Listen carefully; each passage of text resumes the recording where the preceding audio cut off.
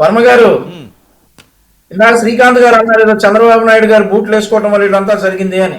కాదు, ఈ కొంప ఎప్పుడైతే అమరావతిలో కట్టారో అప్పటి నుంచి అమరావతి దరిద్రం పట్టింది. బూత్ బంగ్లా ఒకటి కట్టారు కదా అమరావతిలో, తాడేపల్లిలో, అప్పటి నుంచి పట్టింది అమరావతి దరిద్రం. మాట్లాడటానికి మేము కూడా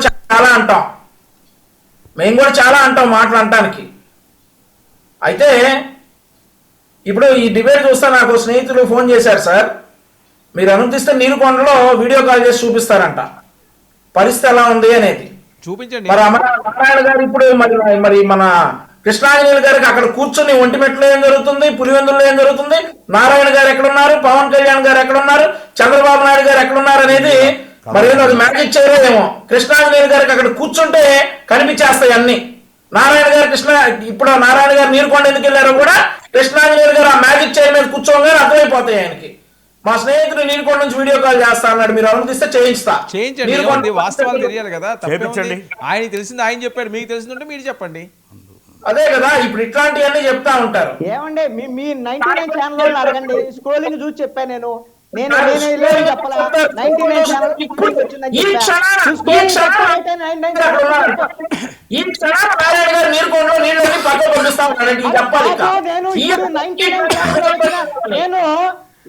ఛానల్ విషయాన్ని చెప్పాను.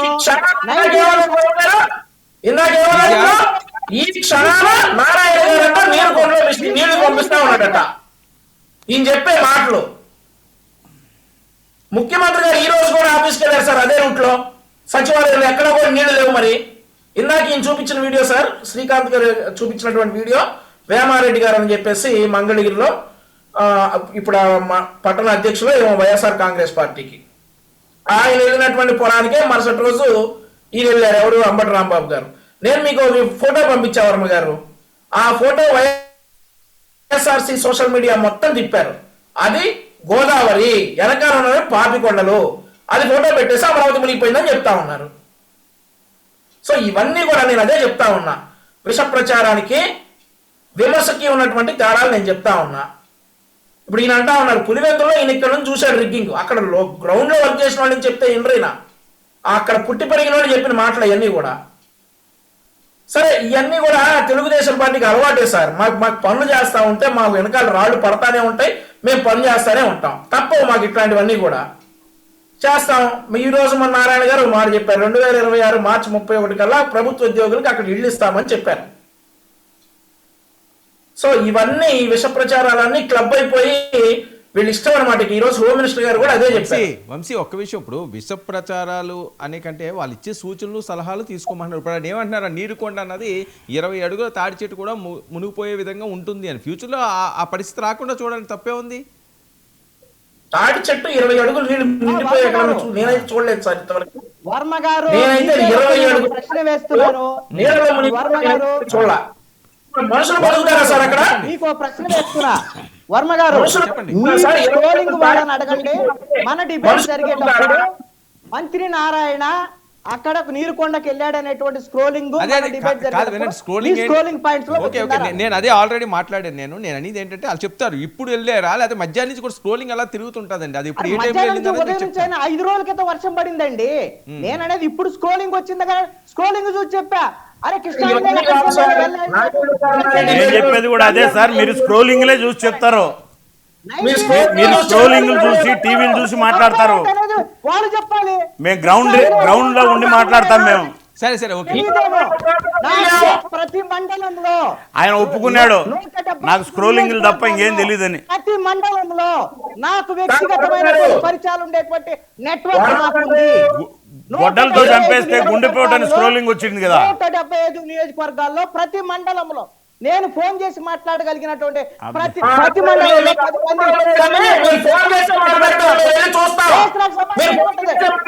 మంది మాట్లాడతాను. చెప్పండి, నేను టీవీ 90 డిబేట్ జరిగింది అద్భుతంగా కనిపెట్టాడు అంటున్నాడు. నేను కనిపెట్టలా. 20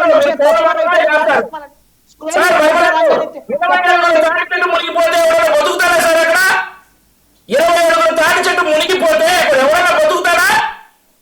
నేను నీ అరే కామన్ సెన్స్ లేకుండా మాట్లాడతావండి బాబు, నీకు అర్థం కావట్లేదు. ఇరిగేషన్ కట్టక ముందు అని చెప్పాను. అయ్యో అంటే వినేది లేదు, వినేదానికి లేదు. ఇరిగేషన్ కట్టక ముందు,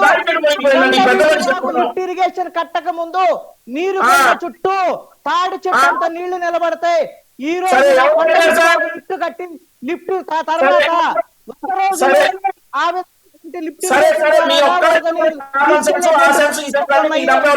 చెప్పాను.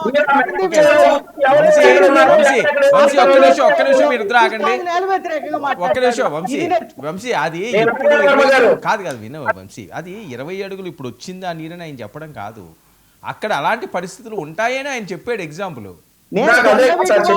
ఇరిగేషన్ కట్టక ముందు అలాంటి పరిస్థితులు ఉన్నాయని చెప్పా. అది వినను, అది కావాలంటే మళ్ళీ డిబేట్ అది కృష్ణాంజలి గారు అక్కడ పరిస్థితులు చూడడానికి వినండి కృష్ణాంజలి గారు అక్కడ వినండి కృష్ణాంజలి గారు వినండి కృష్ణాంజలి అక్కడ పరిస్థితి వినండి, అక్కడ పరిస్థితులు చూడడానికి మధ్యాహ్నం వెళ్ళారట నారాయణ గారు. అది మరి మధ్యాహ్నం వెళ్ళాడంటే ఏంటంటే వరద ఉంటే ఉండబట్టి అదే అక్కడ పరిస్థితులు ఎలా ఉన్నాయని పర్యవేక్షించడానికి ఆయన మధ్యాహ్నం శ్రీకాంత్ గారు వచ్చింది కాబట్టి ఓకే పర్యవేక్షించడానికి వెళ్ళారటండి. అందులో మనం నెగిటివ్ పాజిటివ్ పెట్టడానికి అదే మీకు తెలిసింది. ఇంకా క్షేత్రస్థాయిలో అడగండి, వార్త అడుగుతారు. శ్రీకాంత్ గారు చెప్పేస్తే సరిపోతుందా? శ్రీకాంత్ గారు రెస్పాండ్. గొడ్డల పోటు అని స్క్రోలింగ్ వచ్చింది కదా, గుండెపోటు అని ఏం చెప్తారు? శ్రీకాంత్ గారు రెస్పాండ్ మళ్ళీ మార్చుకుని శ్రీకాంత్ గారు రెస్పాండ్. మాట్లాడండి. లాస్ట్ కు ఎట్లయితా ఉందంటే వీళ్ళు అసహనంతో విశ్లేషకుల మీద దాడికి దిగిపోతున్నారు. అంటే వారికి అందుబట్టడంలే. అంటే మాకన్నా విశ్లేషకులు చాలా బాగా చెప్తారు. మాట్లాడానా వర్మ గారు? నేను మీ గురించి వంశీని అడుగుతున్నా. వంశీ నువ్వు ఇంట్లో ఉన్నావా కొంపలో ఉన్నావా? నువ్వు ఇంట్లో ఉన్నావా కొంపలో ఉన్నావా? అదే సార్ అదే చెప్తా ఉన్నా. మీరు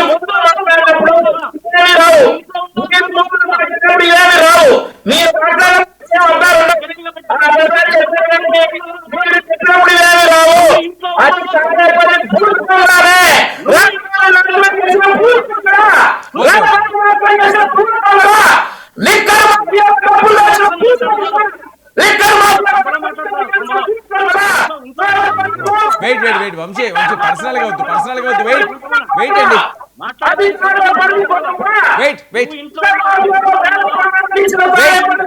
ఒక్క నిమిషం సింగిల్ ప్లే ఇవ్వండి శ్రీకాంత్ గారికి. ఒక్క నిమిషం వెయిట్. ఇద్దరు మ్యూట్ లో ఉన్నారు, వెయిట్ చేయండి.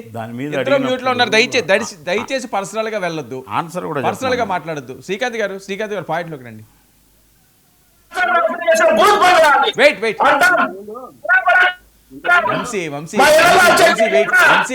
వంశీ పర్సనల్ వద్దు. Wait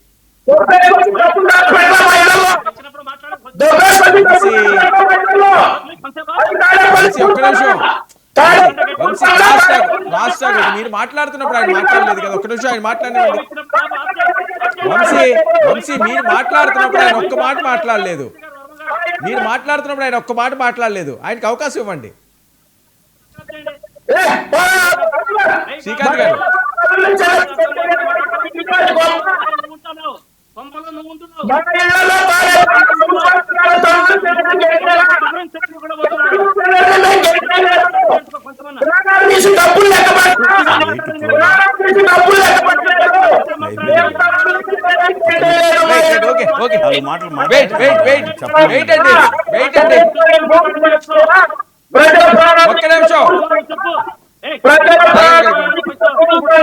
single frame. Hello Vamsi ఒక నిమిషం విందాం. వంశీ ఒక నిమిషం చెప్పనీయండి, ఆయన ఏం చెప్తాడో చెప్పనీయండి. ఎందుకంటే ఆ పదం ముందు వాడకుండా ఆయన అడిగిన వాటికి 4-5 ఆన్సర్లు ఇచ్చి మళ్ళీ అడుగు. నువ్వు అడగద్దని లేదు, మేము అడిగిన దానికి ఆన్సర్ చెప్పాలి కదా ఆయన. ఒక నిమిషం తమ్ముడు చెప్పనీయండి ఆయన. నాగేందర్ గారు మాట్లాడుతూ చాలా కరెక్ట్ చెప్పారు. ఇంతకుముందు ఏం చెప్పారంటే వైసీపీ వాళ్ళు ఊర్లోకి వెళితే కట్టెలు పట్టుకొని మా ఊరుకు వస్తారా అని ఎంటబడ్డారట పాపం వీళ్ళని. అంటే అటువంటి ఊర్లో వీళ్ళు గెలిచారంటే పోలీసులను అడ్డం పెట్టుకోక రిగ్గింగ్ చేయకుండా ఎట్లా గెలిచారు అని నేను అటువంటి ఊర్లో ఉండొచ్చా మాదిరి ప్రజాస్వామ్యానికి వ్యతిరేకంగా? నాగేంద్ర కొంచెంసేపు ఆపన్నా. ఇప్పుడు నాగేంద్రని మాట్లాడుతూ చాలా కరెక్ట్ గా చెప్పాడు, బాగుంది. ఏమే అంత వైసీపీ ప్రభుత్వము వైసీపీ నాయకులు ఉన్న ఊర్లేకి వీళ్ళు ఈ రోజు ఓట్లు వేసుకున్నారంటే పోలీసులను దగ్గర పెట్టుకొని అడ్డం పెట్టుకొని గాక ఎలా గెలిచారు అన్నది అడ్డం కాదు, పోలీసుల డ్యూటీ అది. చెప్పకనే చెప్పారు. ప్రజాస్వామ్యాన్ని కాపాడడం పోలీసుల డ్యూటీ. ఇంకోటి నాగేంద్ర అన్న ఉండన్నా, ఇంకొకటి నీట మనము గతంలో చంద్రబాబు నాయుడు గారి ఇల్లు కూడా నీట మునిగిపోయింది, బాగా గుర్తుందో లేదు. అంటే అప్పుడు అమరావతికి అంత దూరం ఉన్న చంద్రబాబు నాయుడు గారి ఇల్లు కూడా మునిగింది. గతంలో కూడా 3 రాజధానుల నిర్ణయం సీఎం గురించి వీళ్ళు మాట్లాడారు. ఎవరు సీఎంగా? మీరు సీఎంగా చంద్రబాబు నాయుడు ఉన్నప్పుడు మీరు మీ కేబినెట్ నిర్ణయాలు మీవి. జగన్మోహన్ రెడ్డి గారు ముఖ్యమంత్రిగా ఉన్నప్పుడు వారి కేబినెట్ నిర్ణయాలు వారు తీసుకుంటారు, ఎవరికి వారు తీసుకుంటారు. కానీ ఆ రోజు కూడా మీరు ఇట్లే విమర్శలు చేయకుండా దీన్ని మీరు సలహాలు సూచనలు ఇవ్వకుండా కాలకోటి విష ప్రచారాన్ని చేశారు అనేది ఒకటి గుర్తుపెట్టుకోండి.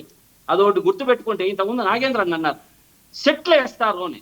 అంటే ఇంటి పక్కన నవరాత్రులకు కానీ గణేష్ నిమజ్జనాలకు కానీ మళ్ళీ ఉగాది నవరాత్రులకు కాదు వేసింది చెప్పండి సార్. మీరు వెంకటేశ్వర స్వామి గుడి కట్టినారు, నిజాలు తెలియకుండా మాట్లాడద్దన్నా. వెంకటేశ్వర స్వామి గుడినా కట్టింది, నవరాత్రులు కాదు, వైకుంఠ ఏకాదశి వెంకటేశ్వర స్వామి సెట్ చేసినారన్నా. ముఖ్యమంత్రి ఏం మాట్లాడితే నేను నవరాత్రులు మీరు ఊరికే కొట్లాడద్దు అందరితో పాటు. ఆపేది ఎందుకు? నువ్వు ఏం సెట్ చేసినాడు తెలుసా నీకు? అరే నువ్వు ఉండన్నా, సమాధానం చెప్పు. ఏం సెట్ చేసినాడు చెప్పు, పోనీ సమాధానం చెప్పు. మళ్ళీ ఉండు కొంచెం బాగు వర్మ గారు. ఇప్పుడు మనము కొన్ని సీఎం గారు భద్రతా దృష్ట్యా శ్రీకాంత్ గారు ఎవరు ఓకే, మీరు విమర్శలు సద్విమర్శలు చేయండి, వాళ్ళు కూడా ఆ రకంగానే తీసుకోవాలి. రేపు చూద్దాం ఏం జరుగుతుందో. ఎంత ఇది అందరు రాజకీయాలు విమర్శలు తీసుకోవాలంటే అది ఎవరు కూడా యాక్సెప్ట్ చేయరు, విమర్శలు కూడా తీసుకోవాలి. అలాగే చెప్పి విష ప్రసారం చేసినా సరే దాని మీద కూడా సీరియస్ యాక్షన్లు ఎవరు చేసినా సరే తీసుకోవాలి.